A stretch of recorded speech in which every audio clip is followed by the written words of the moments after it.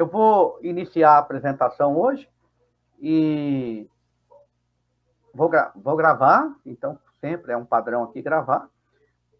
Essa aula estará disponibilizada no dia 15, então quando você entrar lá na aula do dia 15, ela vai estar lá. A aula do dia 14, de ontem, ela vai estar disponibilizada até amanhã, essas aulas estarão disponibilizadas, tá certo?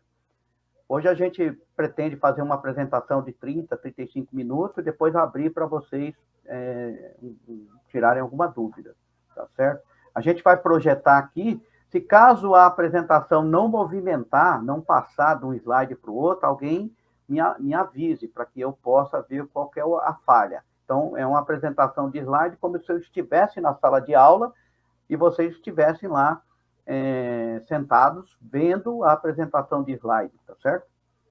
Então, tem que passar de um slide para o seguinte. Então, nós vamos falar aqui sobre a aula, né? E aqui nós já temos aí a foto aí da presença de cada um, tá? Então, vamos lá. Stop the Bleed, aí o certificado, né, para motivar vocês a continuarem vindo. Esse é o certificado que é reconhecido aqui no Brasil e que tem a legalidade jurídica para vocês atuarem nesse procedimento. Esse aqui é o certificado honorífico, né, de título, que é um certificado do Stop the Bleed, mas que não tem nenhum valor, nenhum reconhecimento. Nós vamos falar sobre controle de hemorragia avançado. Então, primeira coisa, né? A hemorragia está dentro do trauma, do traumatismo, né? E o trauma é a causa principal e mais comum de morte. Entre, né, a idade até 44 anos. 18 a 44 anos é a maior causa de morte hoje. Então, é um problema de saúde grave. Isso traz sérios problemas para os países que não têm um programa que reduza o trauma. Então, 80% das mortes em adolescentes e 60% na infância são decorrentes também do trauma. Nos idosos aparece como a 7ª causa de óbito. Então, o trauma ele vem de várias formas, por fontes externas. O conceito do Stop the Bleed, nós já falamos que ele foi feito para traumas de agressões e eventos de ataques, né, em massa, mas depois, agora, ele está sendo difundido para todos os traumas, né, porque todo trauma vai levar a uma hemorragia, seja ela uma hemorragia externa ou uma hemorragia interna. O programa do Stop the Bleed não trata as hemorragias internas encontradas em pacientes de trauma. O programa Stop the Bleed ele fala sobre as hemorragias externas, até porque em atendimento pré-hospitalar, a hemorragia interna é vítima inconsciente com identificação de hemorragia interna, é transporte imediato, você não pode ficar no local com essa vítima. Você tem que levá-la rapidamente, tratando o choque e tentando identificar a causa da hemorragia interna para poder dar o melhor tratamento e levar direto para o hospital. Se você ficar no local, você perde a vítima, porque você não tem manobras de suporte básico de vida que vão impedir a morte dessa vítima de uma hemorragia interna. Então, precisa entender bem o mecanismo do trauma, perceber que é uma identificação de uma hemorragia interna grave. Geralmente, o sangue vai aparecer na saída dos orifícios naturais, né? Que nós temos ouvidos, nariz, boca, esfíncter, uretra. Então, por esses canais vão sair o extravasamento do sangue. E aí você vai identificar que é uma hemorragia interna em uma dessas cavidades onde estão esses orifícios naturais. E isso é um caso muito grave em atendimento pré-hospitalar e requer um transporte imediato, não pode perder tempo no local. Então, é já defendido que os cuidados pré-hospitalares, né, no local do acidente, mesmo pouco, podem melhorar a vida de quem está em um trauma, né? Os cuidados pré-hospitalar pouco podem melhorar a vida de quem tem câncer ou doenças terminais. A vida de quem tem não vai melhorar os cuidados pré-hospitalar vidas de doentes, né, que estão terminais. Mas para o trauma, sim, o cuidado pré-hospitalar fazem a diferença, tá certo? Entre a vida e a morte desse paciente. Então, o fator preponderante no atendimento pré-hospitalar de trauma é o socorrista e o tempo. São dois fatores, assim, preponderantes sobre a questão de vida e morte e sobre a questão de sequelas pós o atendimento. Então, é muito importante que o socorrista que está no local saiba o que fazer e faça corretamente, né? Então, isso é muito importante. Então, os cuidados pré-hospitalar vão definir, né, entre uma sequela temporária, uma grave ou permanente, ou entre a vida produtiva e uma destituída de bem-estar. Então, muitas vezes, o atendimento é mal feito, vai haver sequela, e aí acabou essa vida produtiva dessa pessoa e a qualidade de vida dessa pessoa. O atendimento ao trauma é dividido em 3 etapas. Isso num conceito de APH tático, certo? Que é para onde é direcionado o Stop the Bleed, é para conflito, área de confrontos, área onde envolve eventos policiais. Ele foi feito para isso, né? Mas, e aí ele tem um conceito diferente sobre trauma. Então, dentro desse conceito da medicina pré-hospitalar tática, ela divide o trauma em pré-evento, evento e pós-evento.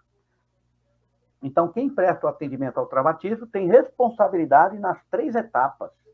Então, o socorrista, o profissional que está da segurança, o profissional que trabalha dentro de uma empresa privada e é responsável pela proteção e segurança das vidas, ele vai atuar nessas 3 etapas. Como? Né? Cada um com seu papel.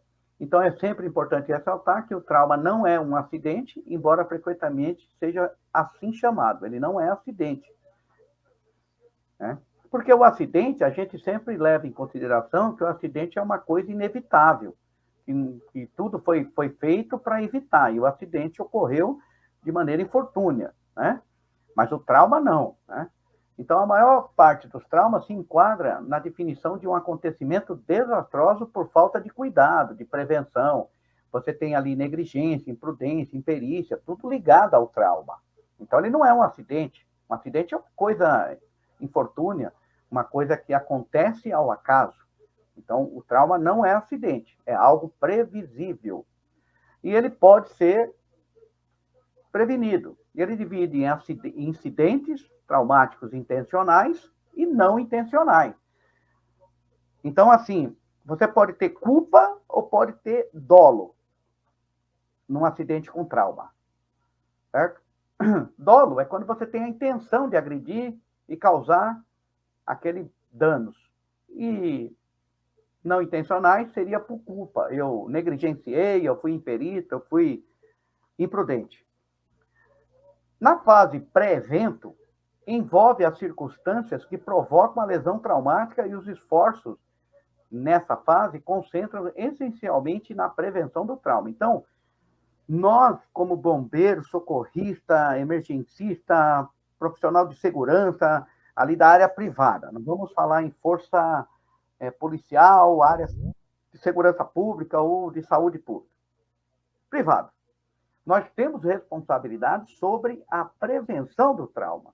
Trabalhando em uma empresa ou em um evento, nós temos que prevenir o trauma, fazer toda a gestão de segurança, análise de risco, intensificar as medidas protetivas, as medidas preventivas. A própria educação, o treinamento, no caso aqui que eu estou explicando sobre atropelamentos, que é uma causa de trauma, treinar as crianças a ter educação no trânsito, a atravessar na faixa e fazer toda a gestão de segurança de trânsito, é uma fase de pré-evento. Então, a fase de pré-evento inclui o treinamento, certo? O stop de bleed, o treinamento para e controle de hemorragia, é uma fase de pré-evento. Eu estou me preparando para poder atuar com segurança e conhecimento. Então, está dentro do treinamento. Uma das fases de prevenção no trauma ligado a acidente automobilístico é o uso obrigatório de capacete, de colete, as sinalizações da via, a motocicleta estando manutenida, legalizada, sem nenhum risco, né? Com todos os seus itens de segurança, o motociclista com uma roupa protetiva, caso ele sofra uma queda, um colete. Então, tudo isso são medidas protetivas na fase do pré-trauma. E tem outras medidas, né?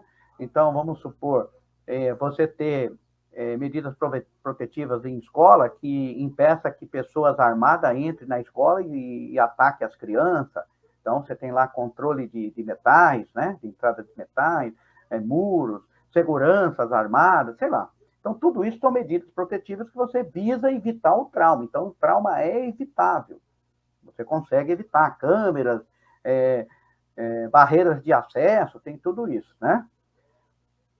Então, essa é a fase pré-evento. A outra fase pré-evento que você, né, é a questão da biossegurança, né? Então, o socorrista ter os EPIs, usar os EPIs, ele ter, no mínimo, o EPI padrão dentro do veículo dele, ou no dia a dia dele de atendimento, como óculos, máscara, luva, né?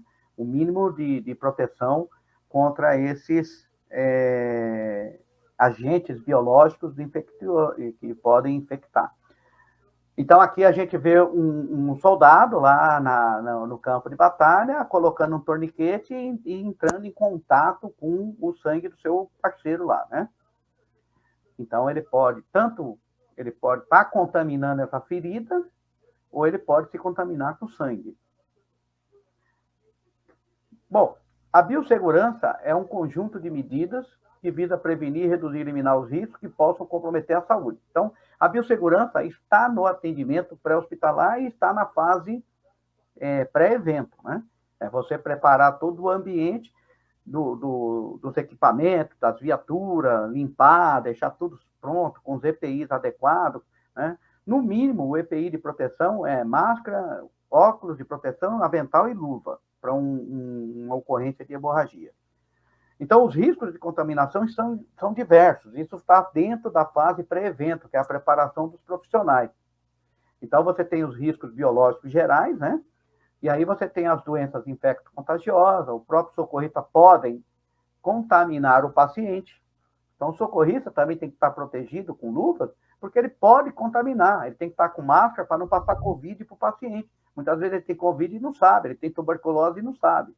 Então, ele tem que se proteger para proteger o seu paciente, né? Algumas doenças infecciosas, aí só para resumir, tuberculose, hanseníase, influenza, coronavírus, né? A gente fala assim, influenza, mas o bombeiro, o socorrista está com influenza, e aí ele vai atender um idoso que já está lá com uma deficiência. Aí ele passa influenza para o idoso morre. Então, quer dizer, a biossegurança é uma via dupla, né? Então, o socorrista se protege para não contaminar e ele se protege para não ser contaminado, tá certo? E aí tem outras doenças, né? Você tem a MDDA, né, que é a monitorização das doenças diarreia agudas, que são as viroses lá, né? Herpes, AIDS e outras. Então, o socorrista tem que se proteger e está na fase pré-evento. A importância da sua segurança e do resgate, né? Então, a gente vê muitas fotos aí na internet assim, ó.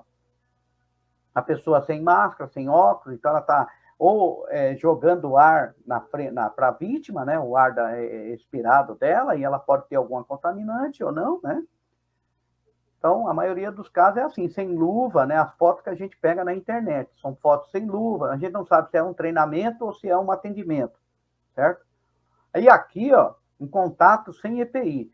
O ver, ouvir, sentir, ele não está retirado do protocolo, né?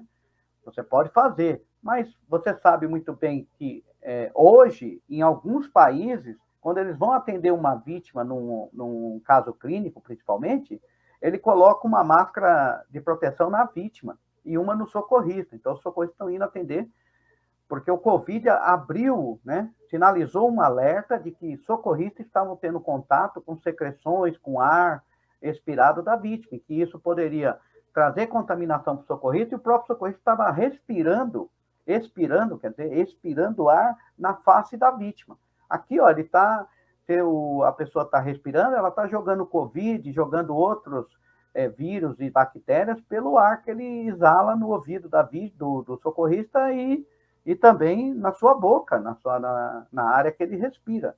Então, veja, o Covid veio trazer essas questões, né? Quantos socorristas não pegaram doenças a partir do ver e ouvir sentir, sem o paciente estar com a máscara e ele sem proteção, né? Então, a gente sempre vê esse tipo de situação, sem máscara, sem óculos, né? Então, um jato de sangue vem para a face do socorrista, pode pegar ali a membrana ocular e por ali ele pode ser contaminado. Aqui, um padrãozinho já próximo do que a gente precisa. Óculos de proteção, máscara, né? O boné ali, a roupa com manga comprida, luva, quer dizer, já está bem protegido aí essa equipe. Esse seria o próximo do ideal, né? Mas o ideal é isso aqui, dependendo do caso e risco biológico que o seu paciente está, naquela situação que você identificou os riscos. Esse é o ideal, né? Então, o centro cirúrgico, as pessoas fazem cirurgia assim, porque eles podem ali abrir o paciente e ter um jato de sangue no rosto do médico. Então, você vê o cuidado que é com contaminação do paciente e contaminação do profissional de saúde ali do centro cirúrgico. Então, isso aqui seria o ideal para uma chacina, né? Para um ataque em escola, onde você vai ter 10, 15 vítimas e você vai ter que entrar lá para fazer uma triagem. O socorrista deveria chegar assim, para ele não ter contato. E ainda tem a questão de quem não lembra, né? Da contaminação cruzada. Se esse socorrista aqui que está com essa luva atender um paciente, ele tem que tirar a luva de procedimento, calçar outra luva para atender o outro paciente. Porque senão ele pega algum vírus ou alguma bactéria que está ali no sangue, que sujou na luva dele desse primeiro paciente, e quando ele for manipular o segundo paciente, ele vai contaminar o segundo paciente, e assim sucessivamente. Vamos supor que o primeiro paciente é um HIV positivo, você sujou de sangue, aí você vai atender o segundo paciente com a mesma luva de sangue, isso chama-se contaminação cruzada. E muitas vezes a gente vê isso acontecer na cena de uma tragédia, onde você tem 5, 6 vítimas. O socorrista está atendendo uma vítima e passa para a segunda vítima sem trocar as luvas. E aí ele faz a contaminação cruzada. Dentro da fase pré-trauma, né, você tem aí o conhecimento dos equipamentos, a conferência desses equipamentos, não dá para esperar o trauma e o atendimento de ocorrência, você tem que fazer isso na fase pré-trauma, preparar todo o seu equipamento, toda a sua estrutura, deixá-la pronta, checada, para que você, quando pegar um caso de hemorragia, de trauma, você tenha lá os equipamentos e tenha conhecimento de como aplicar os equipamentos e dispositivos disponíveis para esse atendimento. E a outra questão envolve o conhecimento, né, da fisiopatologia da hemorragia, porque você tem que ter esse conhecimento técnico e saber o que fazer para cada paciente que você identificar, tá certo? Porque a base das lesões com risco à vida mais comum é a falta de oxigenação adequada do tecido, que é proveniente da redução do conteúdo de sangue nesse paciente que sofreu uma hemorragia. Porque junto com o plasma, junto com todo o conteúdo do sangue, vai as hemácias. E as hemácias são os componentes que têm a condição de carrear o oxigênio para a célula. Então, se você reduz o número circulante de hemácia devido a uma hemorragia, você reduz o número de moléculas de oxigênio que iriam para a célula para produzir a energia da vida, tá certo? Então, é o sangue que transporta. Então, é muito importante que você entenda disso, que você perdeu muito sangue, esse paciente vai entrar em choque, vai entrar em coma, e ele vai entrar em óbito, se você não tomar as providências adequadas. Então, o conhecimento da fisiopatologia da hemorragia e as suas complicações pós-hemorrágicas são muito importantes para o socorrista. Então, ele precisa fazer isso no pré-evento. Ele precisa treinar no pré-evento, conhecer, entender tecnicamente desses mecanismos, para quando ele for atuar no evento, ele já tenha o conhecimento necessário para intervir e dar sobrevida ao seu paciente. Então, a atividade envolvida na avaliação primária são dirigidas para identificar e corrigir os dois primeiros componentes, certo? A alteração fisiológica para a defesa orgânica e o estado de choque, que são responsáveis por lesões secundárias à hemorragia. Então, eu tenho que entender que na avaliação do meu paciente, eu preciso intervir imediatamente e estancar aquela hemorragia, parar de sangrar, parar o sangramento, para depois eu começar a entender em que situação meu paciente está, entender os mecanismos que o corpo instalou, né? Quais os mecanismos que ele ativou e instalou, e se entrou em estado de choque descompensado esse meu paciente. Aí eu vou ter que atendê-lo corretamente. Então, eu tenho que entender sobre identificar uma hemorragia grave, então eu preciso voltar lá ao conceito de hemorragia, né? Que é o extravasamento do sangue, a saída do sangue dos seus vasos condutores. E aí, quais são os vasos? Arteriais, artérias, veias e capilares. Aí você tem a denominação quanto ao vaso rompido. A hemorragia pode ser arterial, quando é uma artéria, quando é uma veia venosa, e capilar, quando é um capilar. E a gravidade de fatores, né? A gravidade depende de fatores como calibre do vaso que foi rompido, ou a artéria que foi rompida, a velocidade da perda de sangue, a quantidade do sangue perdido ali no local, você já enxerga um grande volume de sangue perdido, e a localização da hemorragia. Com a hemorragia interna, você tem que fazer outros procedimentos. Então, a gente tem que conhecer o que é uma hemorragia arterial, ela é ritmada com o coração, o sangue sai da artéria ritmado com batimento cardíaco, vermelho vivo, né? A hemorragia venosa o sangue é fluxo contínuo e o sangue é escuro, né? E as capilares têm ferimentos superficiais periféricos. Então, sempre reforçando, quais são os fatores determinantes da gravidade da hemorragia? Volume de sangue perdido, calibre do vaso rompido, tipo do vaso lesionado, se é artéria ou é veia ou é capilar, e a velocidade da perda de sangue. Então, tudo isso são fatores que vão determinar a gravidade da hemorragia. E, claro, a localização dessa hemorragia, né? Se ela é interna, ela já é grave por si só.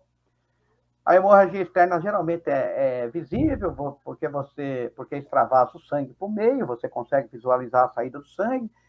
E a improvisação de torniquete, como nós já falamos, não é recomendado. Então, você precisa ter torniquetes profissionais. Agora, numa situação extrema, a gente não tem outra situação, vamos improvisar corretamente.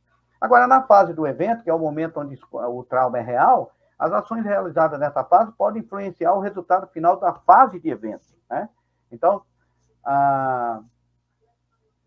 final da fase de evento, ou seja, pós-evento. É importante observar que a fase de evento pode perdurar após a chegada do policial ao local, devendo ser observado o princípio da autopreservação do próprio profissional, uma vez que o perigo local ainda pode estar presente. Então, quando envolve esse tipo de agressor e de agressão, né? E o agressor pode estar lá, né? Tem que tomar muito cuidado. Então, verificar onde está a ocorrência, como foi chamado, né? Pode ter presença de outros riscos no local, então é muito importante a gente ver isso. Bom, e o pós-evento? Pós-evento pode conter o pior desfecho possível pós um trauma. Então, terminou lá o evento, houve o pré-evento, houve o evento, e agora nós estamos na fase do pós-evento. Então, ele pode ter um pior desfecho, né, que é a morte do doente. Então, segundo lá um pesquisador, Donald Trump, né, o presidente não, há uma categorização trimodal, né, para óbitos em trauma. Então, a primeira fase de óbito ocorre desde poucos minutos até a 1 hora do evento, né, e ocorreriam mesmo com pronto atendimento médico. Então, tem algum tipo de lesão que mesmo com médico lá, não seria possível, não seria viável. A melhor forma de combater esses óbitos é com a prevenção do trauma. A estratégia de segurança pública ou de segurança social é na fase ali de prevenção. É na onde você pode evitar a morte. em trauma, certo? Então, tem que trabalhar muito na prevenção. Então, quem trabalha em evento, quem trabalha em plantas privadas, shopping, ele tem que trabalhar muito na prevenção para impedir o trauma. Porque se um cliente lá, ou um funcionário, um colaborador, entrar numa emergência de trauma, a chance dele morrer é muito grande, né? Porque os recursos de suporte básico são mínimos, né? São apenas manobras não invasivas. Então, dependendo do tipo de trauma, muitas vezes os recursos de suporte básico não serão suficientes para manter a vida.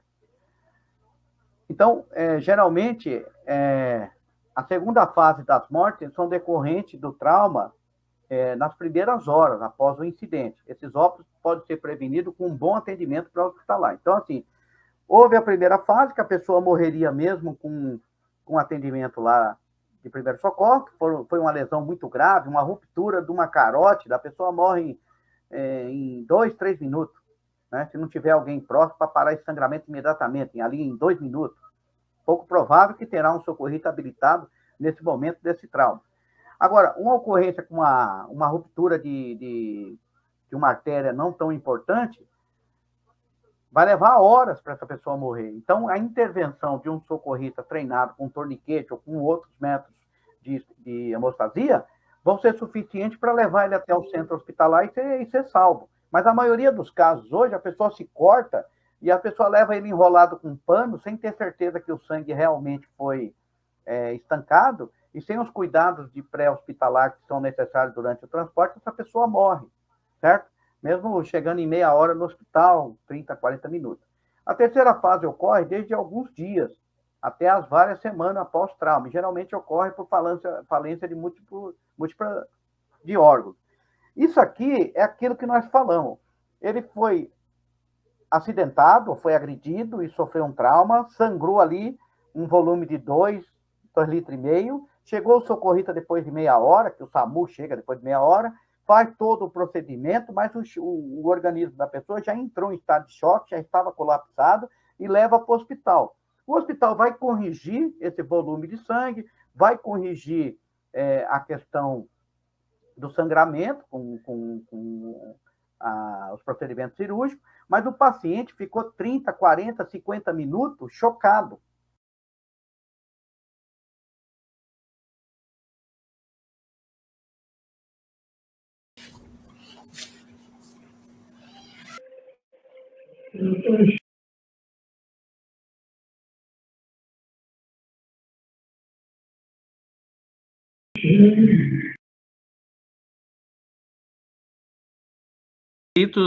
Ou das senhoras estão inscritos naquele curso de 400 horas lá do... Acabei de ver. Eu estou verificando, ainda está no orçamento ainda, mas logo mais. Vocês sabem me falar o valor, que aí eu não preciso perguntar. Pelo que eu entendi na plataforma, acho que, se eu não me engano, posso estar errado, os colegas podem confirmar. Acho que é 1.200, né? 1.000 e pouco. Né? Se eu não me engano. No boleto, que dá para fazer também até 10 vezes, pelo que dá para ver. Acho que não sei se tem acréscimo no boleto aí. Né? Mas isso é bacana. Eu já fiz alguns cursos com ele. Muito bom. Ajuda. E vocês sabem me falar se é nesse formato de aula online, assim? Segunda e terça. Pode ser também. Eu li lá segunda e terça e ganha técnicas de ensino. Um curso técnico de ensino para se credenciar no Corpo de Bombeiros. Sim. E a reciclagem de bombeiro civil, nessa última promoção que eu li, saiu ontem, eu acho. Eu vi isso também. Obrigada. Eu fiz o curso com ele de técnicas de ensino, 40 horas. Muito bom, material muito legal.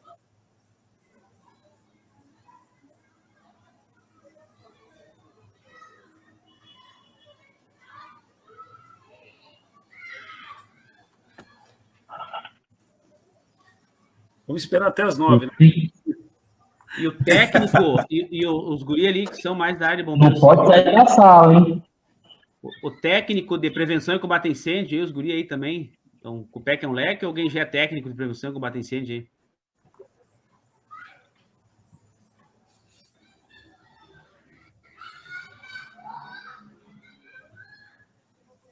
Jair? Ei, Jair, Oi. já fez esse curso com Fala. ele de técnico de prevenção e combate a incêndio? Já fez o técnico de prevenção e combate a incêndio ou ainda não? Já fiz, já. Aí Mas- ele já abriu outro, já. Esse de técnicas de prevenção é com ele também?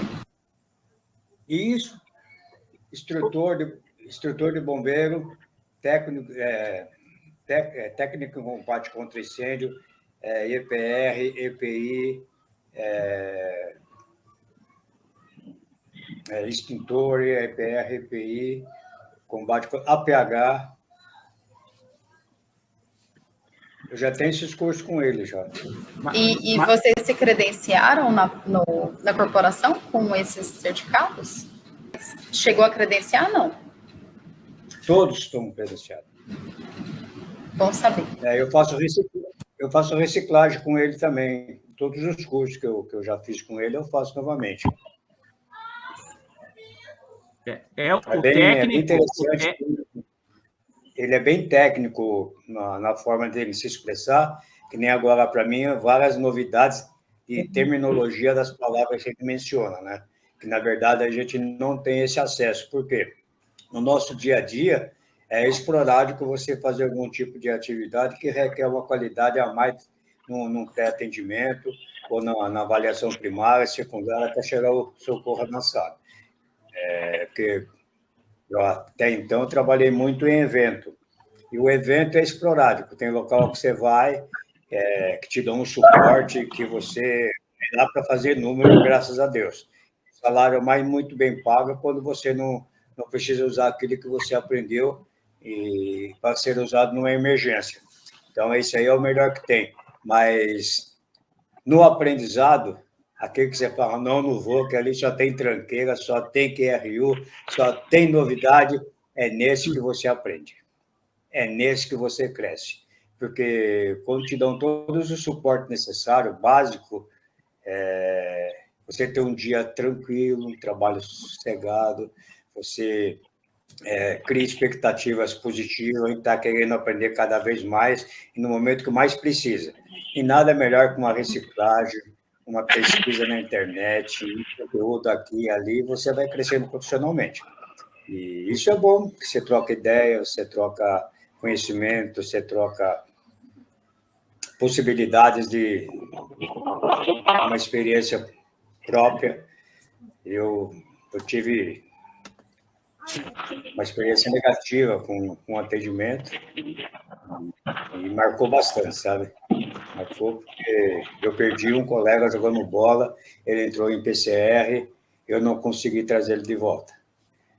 Aí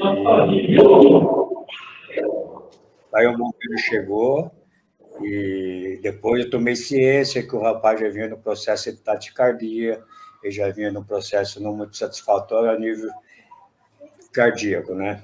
E para mim foi bem complexo. Eu até deixei de participar um bom tempo dessa atividade jogando bola no mesmo local, mas aí eu estou brincando com o pessoal do 3º GB, onde eu conheci o Castro lá, né? E a gente tem trabalhado junto.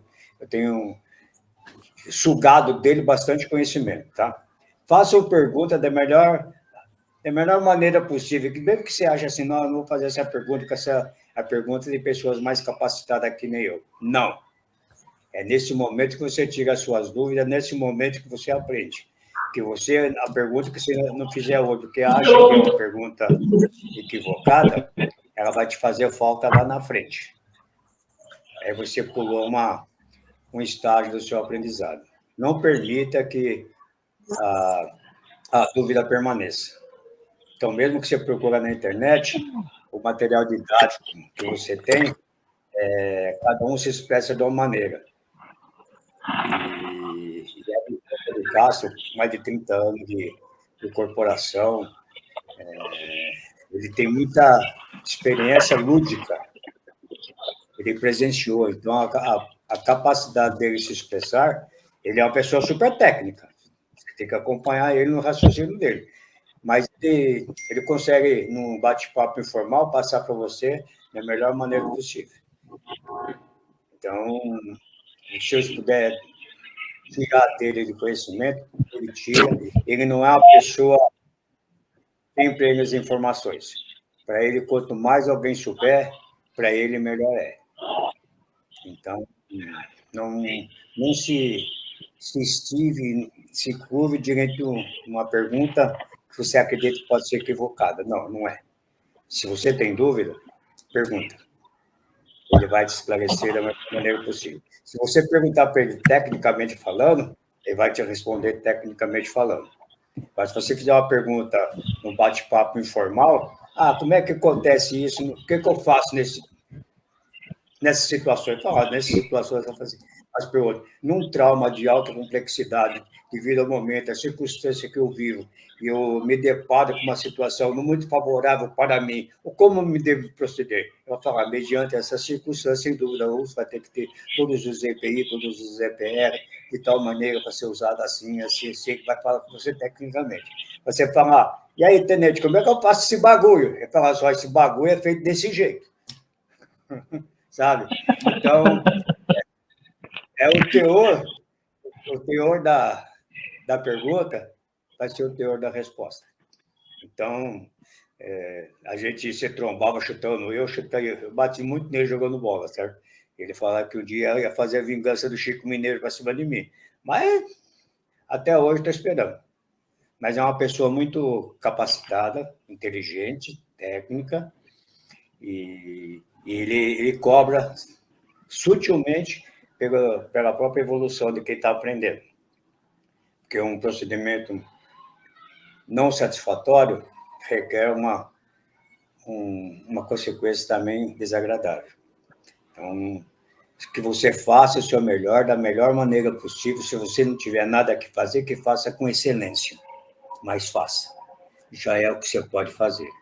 Partindo desse princípio, minha querida, tudo que você conseguir agregar para você, para nós mesmos, olha, é muito bom. Eu tenho uma mala de trauma aqui. Hoje eu estava procurando meu torniquete, eu não achei.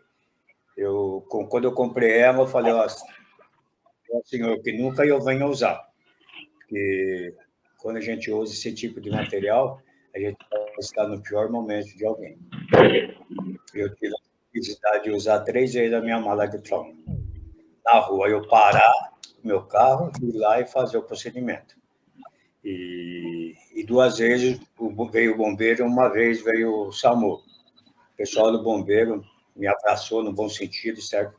Que eu facilitei a chegada deles até o pronto atendimento. E foi muito bacana. E eu só perdi um colar cervical, 2 talas, mas tudo bem, né? Valeu. E depois eu comprei outra. Mas eu carrego comigo uma mala de trauma. Isso aí sou eu, certo? Sou eu. Não é regra para ninguém. Eu achei que eu devia ter, e eu só comprei ela depois que eu fiz meu 3º APH. No 4º eu comprei ela. Eu já tenho 6 APH. E cada dia que você faz um APH, muitos é falado de forma diferente, sem sair do texto e nem do contexto. Mas também tem novos procedimentos que, às vezes, você, por não estar acompanhando de perto, você acaba dispersando a capacidade de você estar aprendendo mais. Consequentemente, se você parar no tempo, o tempo passa, o tempo muda, alguma coisa melhora. Então, até uns 3 anos atrás, torniquete é um 0 à esquerda, não se usa mais. Mas, de repente, agora já faz parte do procedimento e você vai ter que estar ciente disso aí. Então, uma atividade nova, tem muita terminologia técnica. E no dia a dia, você fala, você pega isso aqui, amarra, dá 2 voltas aqui, puxa, para onde sangrar, tá legal. Mas na terminologia, você precisa agarrotar de tal maneira com que o seu músculo que você vai pressionar, ele não se danifique, mas que ele deixa de continuar para que o sangramento permaneça. Então, são coisas que você vai aprendendo com o tempo. Consequentemente, sem dúvida alguma, meu querido, tudo que a gente conseguir aprender, eu, apesar de toda a minha juventude como adolescente da terceira idade, saber não ocupa lugar no espaço. Então, todo momento que eu tenho, isso aí sou eu, certo? Todo momento que eu tenho, eu estou fazendo alguma leitura, estou fazendo uma pesquisa, estou correndo atrás. Aí você vai lá no Corinthians, trabalha lá no Corinthians, lá tem 200 bombeiros e tem 47 mil torcedores. Aí dá uma média de 2.700 torcedores para cada bombeiro. Adivinha que na molecada fala, o bagulho é louco, sabe? Já peguei fase desse jeito assim, viu, em evento. E quando você ainda tem um suporte, às vezes você acha em eventos por aí, a prancha que não tem estirante, não tem headblock, ela já está partida, ela já cedeu, porque de tanto ela é rígida, ela acaba trincando, soltando alguns estilhaços da própria madeira. É a única coisa que você tem na